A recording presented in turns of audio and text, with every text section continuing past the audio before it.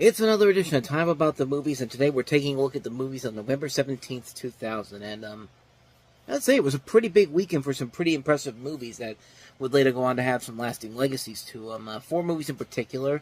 So why don't we just go ahead and jump right to it, and we'll start off with easily the biggest new release of the weekend, and it's hard to believe that this came 10 years after Home Alone became the biggest holiday film of all time. This one came pretty close, too. It's Jim Carrey and Dr. Seuss's How the Grinch Stole Christmas, directed by Ron Howard.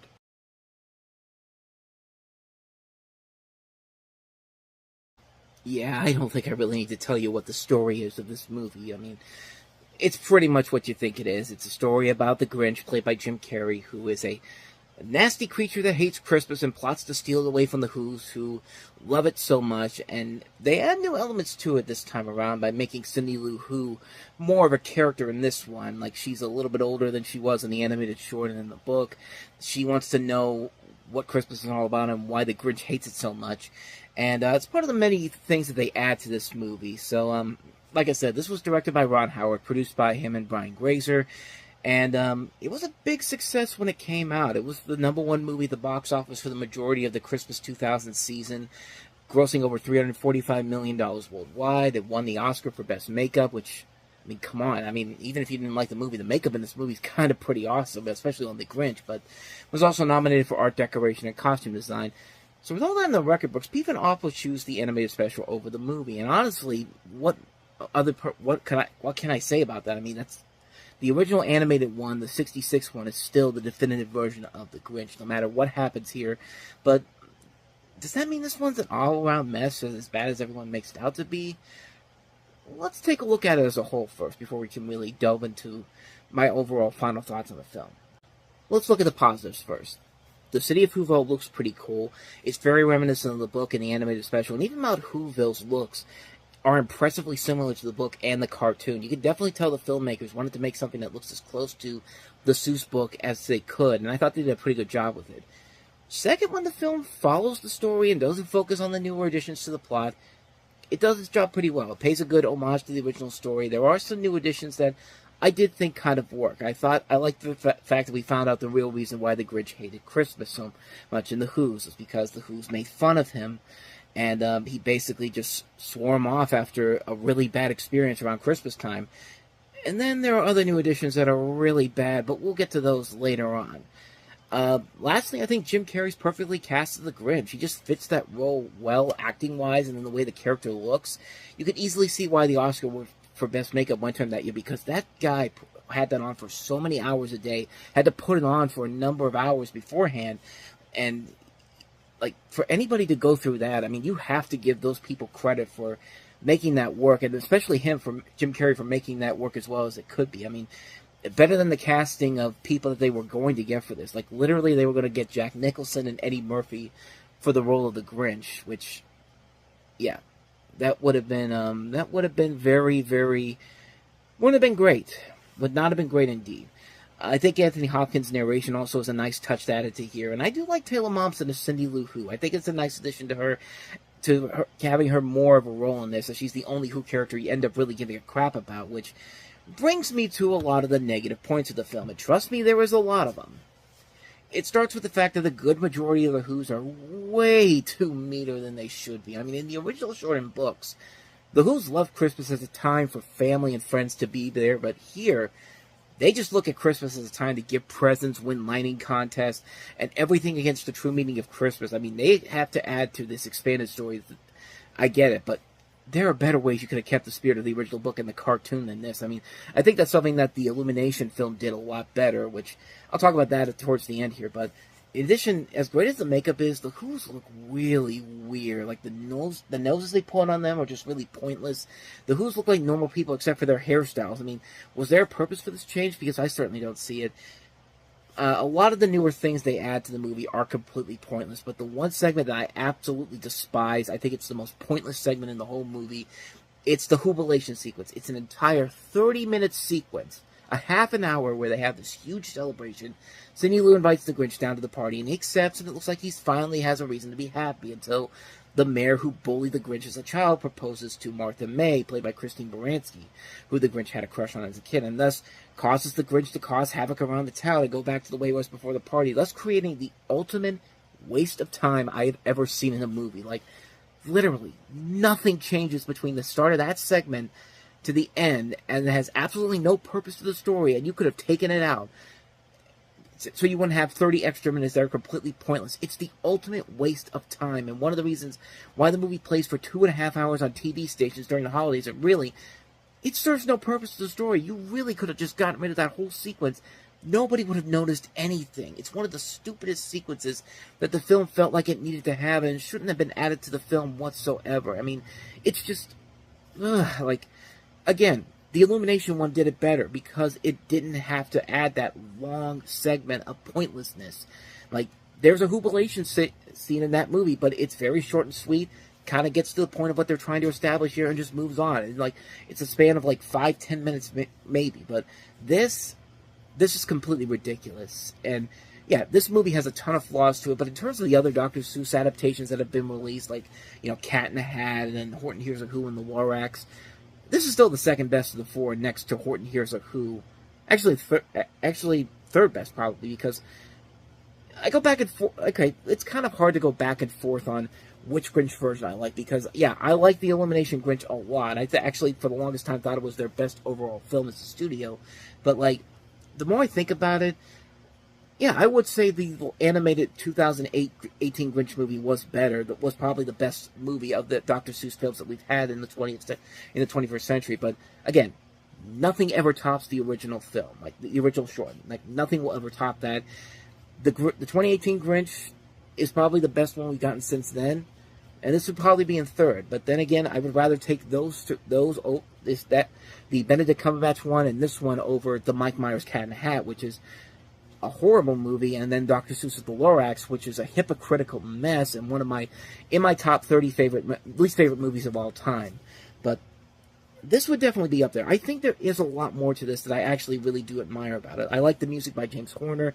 I just watched it again during the holiday season. The scenes, there are visually impressive scenes to look at, and Carrey really does put all of his effort into it. I mean, it has warrant to it, but like I said, when it sticks to the original story, it's done very well. From casting Jim Carrey as the title character, the look of the film, some of the new additions they add do work, but more times than not, it doesn't work.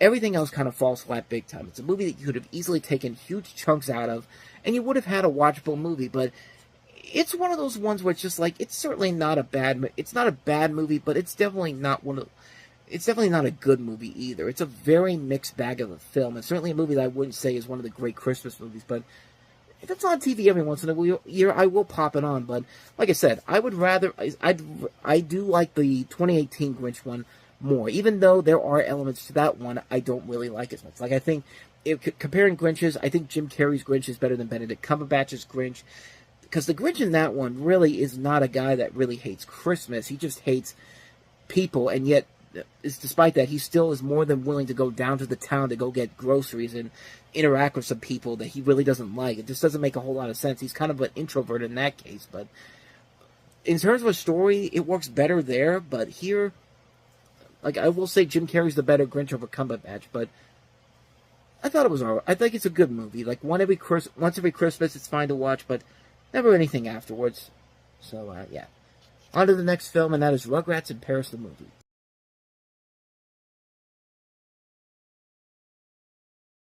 So Rugrats in Paris is, of course, the sequel to the Rugrats movie, and kind of like with the Rugrats movie, how there was an episode before setting up this movie, there was a TV movie that came out just a couple of months before this movie did, called, I think it was called Acorn Nuts and Diaper Butts, which basically was setting up a lot of what they have in this movie, where you basically have the Rugrats going to Paris, and Chucky basically taking the leading role in this one, searching for a new mother, who we see the introductions to his new mother Kira and her daughter Kimmy Finster, who would later become eventual characters in the seasons to come after this. And this marks the only appearance of the two villains in the Rugrats franchise, Coco LaBouche, played by Susan Sarandon. It's basically Cruella de Vil, kind of, except instead of dogs, she hates children, including babies, and her accomplice Jean-Claude, played by John Lithgow. The first Rugrats movie was fine for what it is, a decent feature film version of the show, keeping the spirit of the series intact, upping the animation style as well as the adventure aspect, but still keeping kind of the charm of the original series. With this, I feel like it's a vast improvement over the previous film, because it seemed like the people behind this movie decided to try to give us more, not just in terms of an adventure, but more going into elements of stories that have been mentioned in the series beforehand, but never fully realized, such as the main crux of the film, in which not only the babies go to Paris, but Chucky searches for a new mother after his dad said it's time for him to get back into the dancing scene, which again, like I said, is a subplot that dates back to the original runs of the series, the Mother's Day episode, of course, and then the TV movie, which I just mentioned. I mean, in the Mother's Day episode, we basically find out that what happened to Chucky's mother and why she hasn't been seen up to this point, and Chaz decides to tell Chucky after all these years that she had a terminal illness shortly after her birth, and that's a pretty impressive thing for a show to go for, and be not afraid to tackle some pretty heavy stuff in there. And it's a very good episode. If you haven't seen the Mother's Day episode of Rugrats, definitely check that one out.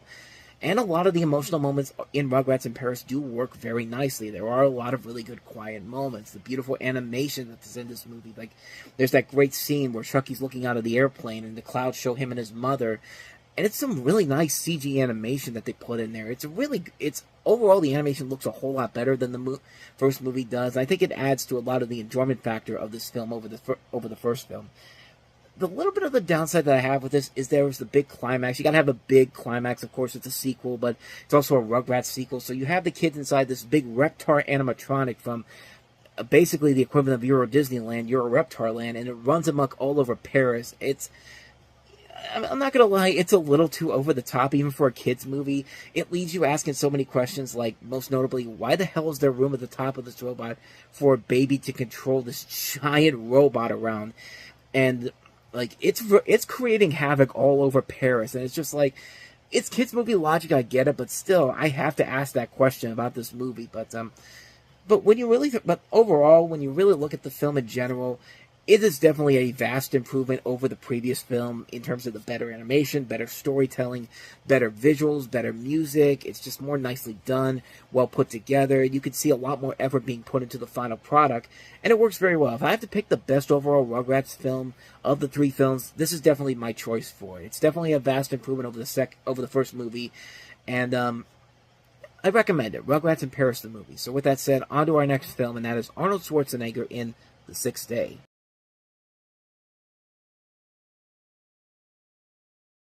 So The Sixth Day tells the story of Arnold Schwarzenegger, who's a family man of the future. He's illegally cloned by accident as part of a vast conspiracy involving a shady billionaire businessman, and is thrust into a struggle to clear his name and protect his family from the conspirators who seek to keep the cloning a secret. And the title refers to the Judeo-Christian Genesis creation narrative, where God creates mankind on the sixth day. And this is also the acting debut of Terry Crews, who basically has a cameo in... Not even a cameo, but a supporting role in here, working for the main villain of the film, played by Tony Goldwyn. Michael Rappaport, Michael Rooker, and Robert Duvall are also in the film as well. This was one that did not do well at the box office when it came out, but it was one of those ones when I saw the posters for this and saw the trailers for it, I kind of wanted to see it. I thought it was something that I'd really be getting into. I never got to see it in theaters, but I finally got to watch it when it came out on DVD, and I really enjoy this one. This was a very underrated Schwarzenegger film. He wasn't making the best action movies of his career up to this point, but this was a really fun movie. It has a great, interesting premise that's very reminiscent of something like from what was in Total Recall, and I think, if I'm not mistaken, this was based off of something by the people who made Total Recall, by the person who made Total Recall. I could be wrong on that, don't quote me on that, but it's not listed here on Wikipedia, so I could be wrong on that completely, but I thought the movie was fun overall. It's not a great movie per se. It has a lot of flaws to it. The story does get a little bit too predictable for its own good, but I thought they did a good job of handling much of the premise as they could, and the film overall is a ton of fun. It's Schwarzenegger doing what Schwarzenegger does best. I like the ideas of the film. I like the motivations they were setting up here. I think it is a very solid, well-made film. Definitely could have been a whole lot better, but it was one that I was really happy to see that it actually was seen as kind of an enjoyable film overall when I finally got a chance to see it after the time I didn't get to see it in theaters. But, yeah, I really enjoyed it. Sixth Day, very underrated Schwarzenegger film. I recommend it. But, so with that said, on to our last film, and that is Ben Affleck and Gwyneth Paltrow in the romantic comedy Bounce.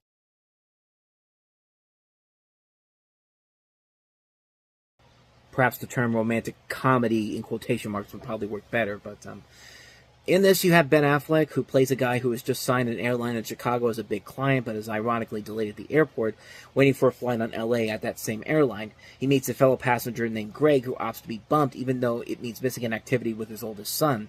When the flight gets resumed, Buddy thinks he's doing a good deed by swapping tickets with Greg so he can get home to his son. Sadly, the flight crashes, and Buddy conspires with his friend, the ticket agent, that night to take his name off the passenger list and put Greg's on. Once he's back in LA, his new client dictates that the company runs a series of feel-good ads about the crash. Buddy feels very hypocritical and completely loses it when the commercials win a Clio. After going through rehab, he decides he needs to check on Craig's widow, played by Gwyneth Paltrow, but he doesn't plan on falling in love with her. And you can kind of see where this is going to go from here. And yep, it's literally going to go down every single romantic cliche path we've seen done over and over again. This is directed by Don Roos, who gave us The Opposite of Sex beforehand, and that was a better film than anything in this movie, and it just doesn't work because it's not an engaging story, and you don't really buy into the relationship between Affleck and Paltrow. These are two Academy Award-winning actors, and they just can't... The chemistry just isn't there overall. It just doesn't have that spark that needs to really lift a story like this over, and it really does hurt itself in the end, despite a really good cast overall, and also includes Joe Morton, Natasha Henstridge, Tony Goldwyn again, Johnny Galecki, David Paymer, Alex D. Linz, Jennifer Grey. There are some interesting ideas overall here, but just the execution just doesn't really come together when it matters the most, and it just didn't work overall. It really was a major misfire on a number of different levels, and you really do expect a whole lot more from it. Not much more I could say about this one. That's Bounce for you. And so with that said, we wrap up another edition of Time About the Movies as we'll head into Thanksgiving weekend 2000 next time. We'll take a look at 3 movies, including M. Night Shyamalan's follow-up to The Sixth Sense, Unbreakable, the sequel to the live-action 101 Dalmatians, 102 Dalmatians, and also Jeffrey Rush in Quills. So 3 films overall. We'll take a look at those movies on the next episode. But until then, thank you so much for watching, and if you want to see more videos like this, please hit the place on the next page, check out the previous episode, and don't forget to hit the like and subscribe button. So with that said, I'm off. I will see you guys next time, and until then, as always, take care.